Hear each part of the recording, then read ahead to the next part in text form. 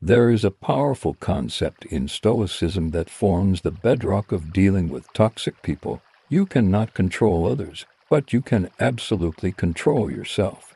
Before you ever confront a difficult person, a manipulative coworker, or a negative family member, you must first construct what the Stoics called the inner citadel, a mind fortified by reason, discipline, and emotional independence. This is the Stoic Voice. Please subscribe to the channel and let us know where you are watching from in the comment section. This inner fortress is not about cold detachment or apathy. Rather, it's about cultivating the deep internal stability that no external chaos can penetrate. What he meant was that no one can truly disturb your peace without your permission. You don't owe anyone access to your emotions. When you build your mind into a fortress, you become like a mountain. Storms may rage, but you remain unmoved. In a world where people are easily provoked by criticism, triggered by passive-aggressive comments, and consumed by online arguments, the Stoic stands apart, calm, unshaken, and in command. Marcus Aurelius reminded himself, you don't have to turn this into something. It doesn't have to upset you. You can choose to let their words drift by like leaves on a stream. In this way, toxic people become unwilling teachers in your Stoic training. This is the Stoic path, not to escape toxic people, but to become someone who remains unmoved by their chaos. Your peace is not up for auction. Your mind is your kingdom. Guard it well. Not everything deserves your attention. Not every fight needs your participation. Imagine this. A toxic person insults you. They mock your effort, belittle your goals, or try to provoke a reaction. Your goal is to keep your soul untainted. Responding with anger lowers you to their level. Remaining calm elevates you. This is not weakness. This is the ultimate power, the ability to govern yourself regardless of how others behave. Toxic people often press on wounds you haven't healed. When you understand your own emotional triggers, you strip them of their power. The average person would respond in kind, anger for anger, insult for insult. But a Stoic pauses. A Stoic breathes. A Stoic recognizes that the insult is a reflection of the other person's character, not their own. Epictetus said, if someone succeeds in provoking you, realize that your mind is complicit in the provocation. How do you begin building this fortress? A Stoic constantly examines their own thoughts. Ask yourself, why does this person upset me? What insecurity are they poking at? The Stoics practiced premeditatio malorum, imagining potential insults, betrayals, and frustrations before they occurred. Why? So they wouldn't be surprised or overwhelmed when life inevitably got messy. If you expect resistance from difficult people, you're less likely to be caught off guard by their behavior. The rude boss helps you strengthen patience. The gossiping neighbor helps you perfect silence. The manipulative friend helps you sharpen discernment. Toxic people feed on your energy. Don't give it freely. Your goal is not to win against toxic people. Every difficult person is an opportunity for practice. The most powerful shield you can have in this chaotic world is a mind that refuses to be manipulated. Toxic people are masters of emotional chaos. They thrive on drawing others into their storm's drama, guilt, manipulation, insults, or subtle sabotage. It means you no longer tie your emotional state to the behavior of others. It means reclaiming your power from those who never deserve to control it. Emotional detachment is the ultimate weapon against toxic people because it makes you uncatchable in their traps. But what if there were a way to engage with such people without being emotionally hijacked?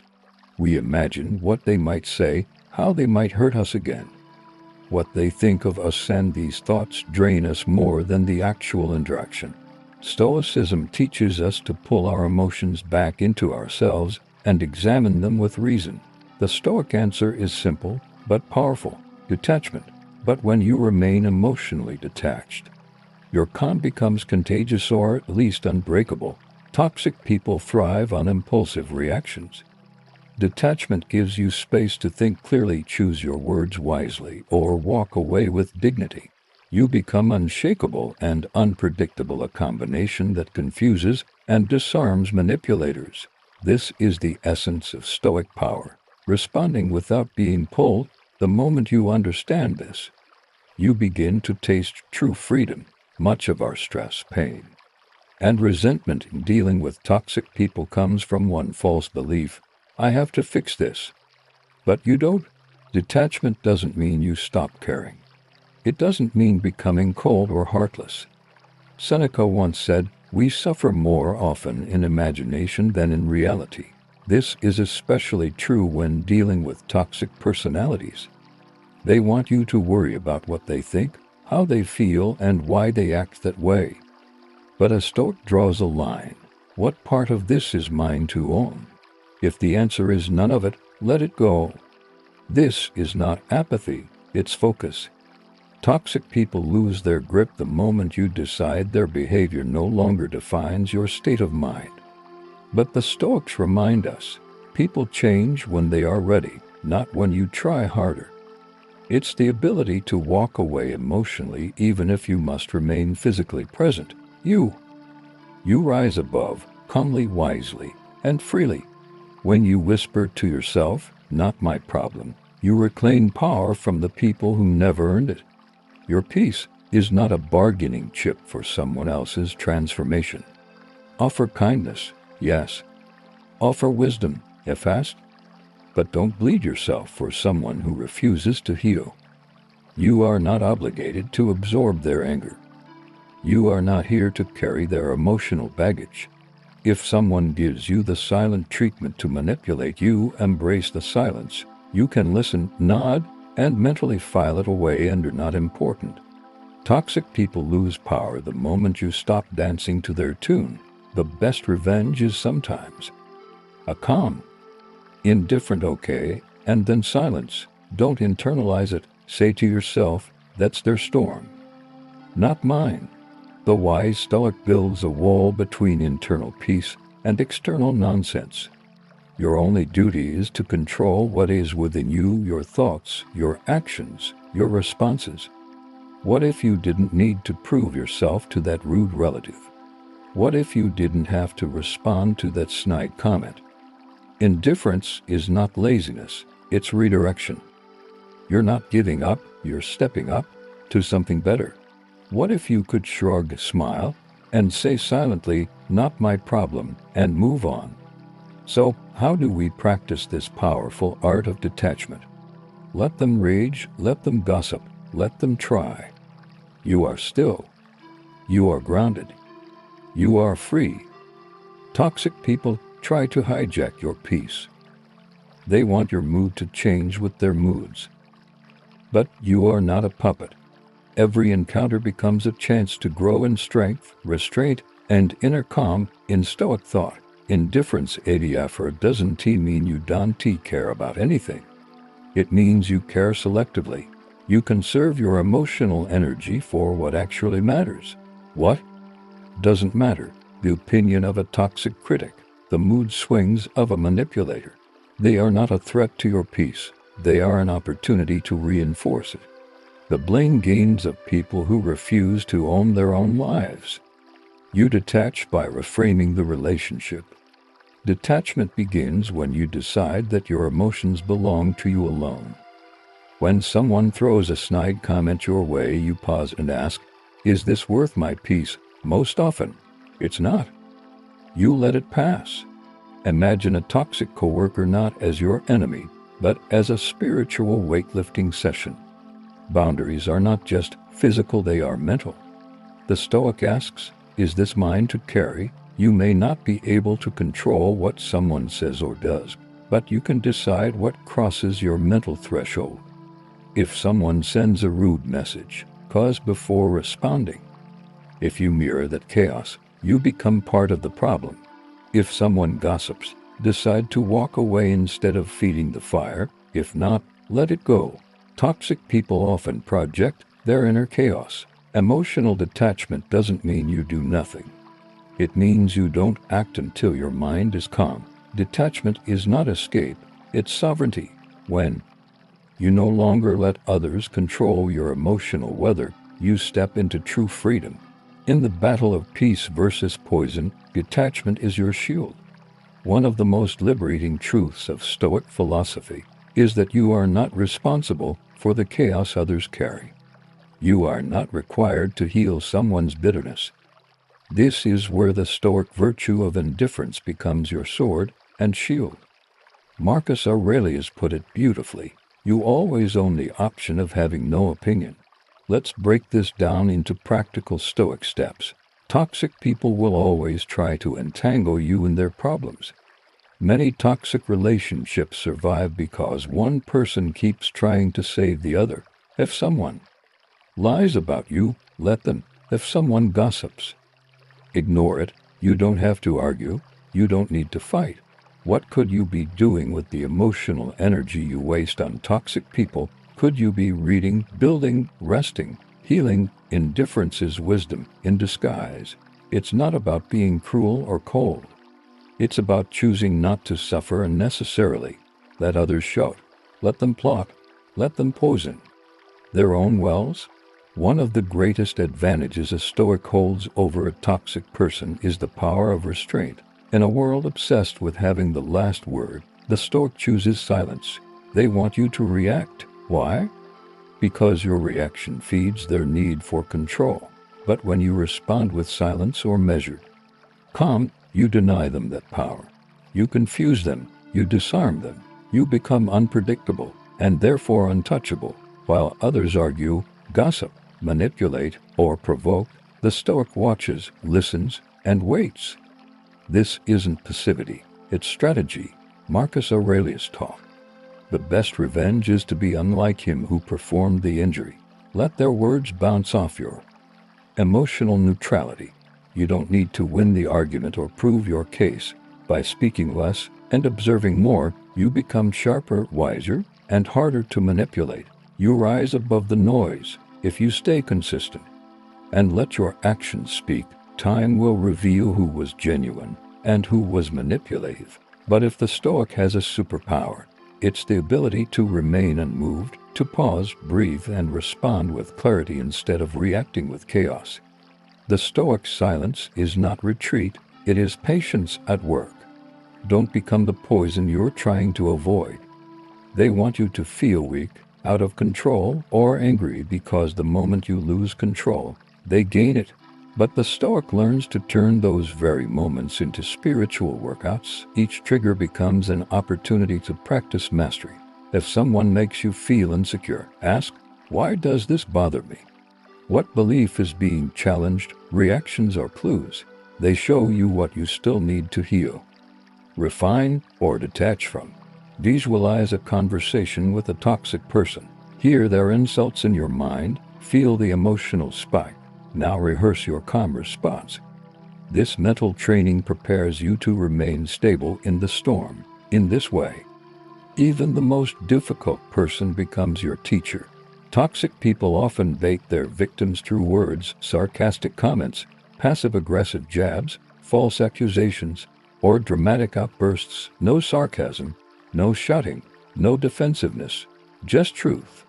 Clearly and briefly stated, this disarms manipulators, it confuses abusers, it shows you are rooted, not rattled, and most importantly, it maintains your self-respect. The Stoics understood that observation is strength. The less you say, the more you see. The more you listen, the clearer people reveal themselves. You can't always prevent the world from testing you, but you can always decide how you will answer. You will respond with wisdom, or not at all. You are no longer at the mercy of your emotions, you are in command. Instead, name it like an observer. This is anger. The act of naming separates you from it. You're no longer drowning in the emotion. You're standing on the shore watching it pass. A reaction is fast, emotional, and usually regrettable. It's what toxic people want. And when you master the art of responding instead of reacting, you begin to reclaim the moments where your peace was once stolen. A response is slow, rational, and aligned with your values. It's what Stoicism teaches. Even a 1-second pause can save you from a lifetime of regret. Every time you withhold a retort, you gain insight, and that insight is power. Silence is not weakness, it's pressure. That's where reason lives. That's where power begins. Ask, what would a wise person do now? When a toxic person is looking for a fight and you give them nothing, they're left swinging at shadows. The Stoic asks, is this useful? Is this virtuous? Will this lead to peace? Watch how they treat others. Observe how they respond to boundaries. Do they play the victim when confronted? Do they shift blame? A Stoic observes patiently, storing wisdom for the right time to act, if at all. If not, they remain silent, not out of fear, but out of mastery. Your silence holds up a mirror. It exposes their immaturity. It forces them to sit with their own behavior. Don't be a wall. Seneca said, a quarrel is quickly settled when one yields. Sometimes that yielding is simply refusing to engage. You are not obligated to explain yourself to everyone. You don't need to justify your boundaries. Every conversation doesn't need closure. Toxic people often use words to distract, but behavior reveals truth. You speak little, see everything, and move strategically like a sage in a room full of fools. A toxic person wants you to reflect their negativity back at them, to escalate, to shout, to match their energy. You don't always need to expose a toxic person. In the war of words, the Stoic does not play to win, they play not to lose their peace. Let others boast, argue, and provoke you. The Stoic trains himself to pause in that space. If toxic people have a superpower, it's their ability to trigger emotional reactions in others. The line between a reaction and a response is thin but life-changing. Toxic people are often predictable. They insult, manipulate, guilt-trip, or provoke before any reaction. There's a tiny space, a mental gap between the stimulus and your response. When you feel the heat rising, anger, frustration, shame, don't let it consume you. Let them. You will not react like before. People will push your buttons. But that's where your Stoic training begins, not ends. Toxic people often reveal your wounds, not because they're wise, but because they're relentless. When you do respond, let it be measured and calm. The Stoics practiced premeditatio malorum, imagining difficult situations before they happened. Life will trigger you. The toxic person may still insult, still lie, still provoke. Stoicism is often misunderstood as a philosophy of coldness and detachment, but this couldn't be further from the truth. At its core, Stoicism is about living in harmony with reason and virtue, and that includes treating others with patience, kindness, and even compassion. If you're not careful, you can give and give until there's nothing left of you. The Stoic solution: practice compassion without attachment. But here's the Stoic twist: you are not required to lose yourself in the process. Toxic people often prey on the compassionate. They twist kindness into a weakness, exploit empathy, and blur the line between selflessness and self-destruct. You can care deeply but wisely. You can love but with boundaries. You can support without sacrificing your soul. Your compassion is noble, but it must be wise. Compassion without boundaries becomes self-betrayal. You choose who to give it to and when to walk away, but let go of the need to fix, to rescue, or to be understood. Toxic people may twist your motives, manipulate your words, or weaponize your love. Detachment means you care about your actions, not outcomes. You'll walk a higher path, steady, compassionate, and whole. You walk away knowing you acted with honor, even if they never see it. The Stoic walks this fine line with grace, choosing to act with virtue, but never becoming entangled in the emotional web spun by manipulators. If you ray constantly extending patience to others, but none to yourself, you ray out of balance. Self-compassion is not selfish. It's the root of emotional clarity. Marcus Aurelius reminded himself often, don't be harsh with yourself either. You deserve the same patience you show others. If someone is rude, angry, or destructive, your response is not about them. It's about your own character. You act with kindness not to win them over, but to stay in alignment with your own moral compass. You can show mercy without becoming a martyr. You can feel without falling apart. You can give without being drained.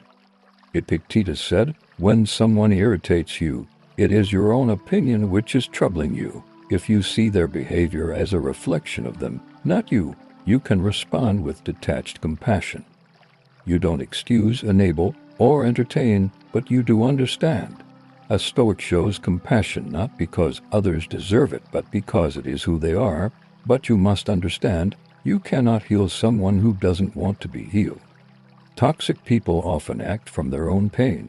That doesn't excuse their behavior, but it helps you stop taking it personally. You can love someone and still say no. You can care and still walk away. Stoicism teaches balance between the heart and reason. You don't have to harden your heart, but you must protect your spirit. If someone's presence consistently brings chaos, you must ask, is this relationship serving my highest good? Compassion is a gift, but it must not be stolen or forced. Offer support when you can. Forgive when appropriate. Be kind without being naive. Many Stoics forget that the practice of virtue starts inward. To love like a Stoic is not to shut your heart, but to open it wisely. Toxic people will continue to confuse love with control. Let them. If you learned something from the video, please press the like button and don't forget to subscribe to the channel.